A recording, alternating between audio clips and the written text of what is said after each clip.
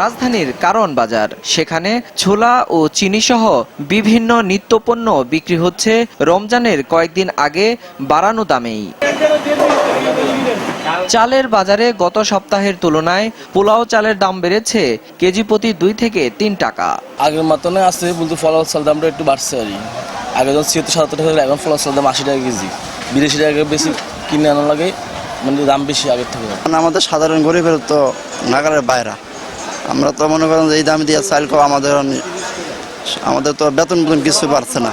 এদিকে ব্রয়লার মুরগির দাম কেজি প্রতি 5 টাকা কমেছে 150 টাকায় বিক্রি হচ্ছে, আর গরু ও খাসির মাংস বিক্রি হচ্ছে সরকার নির্ধারিত দামেই।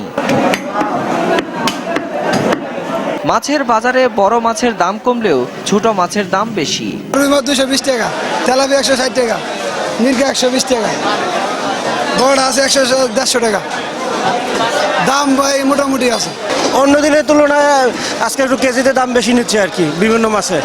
শাকসবজির বাজারে দাম কিছুটা কমেছে। বেগুন ও কাঁচামরিচ ছাড়া সব ধরনের সবজি বিক্রি হচ্ছে 20 থেকে 30 টাকা কমে। পটল বিক্রি হচ্ছে 30 টাকা কেজি, টমেটো বিক্রি হইতেছে 40 টাকা কেজি, তারপরে ঝিঙ্গা বিক্রি হইতেছে হলো 40 টাকা কেজি, তারপর কাঁকরোল বিক্রি হইতেছে 40 টাকা কেজি। আমাদের তো সস্তা হলে ভালো হয়, কম দামি হলে ভালো। বাজারটা আরো নর্মাল থাকে, সবজি তো আমদানির অভাব নেই।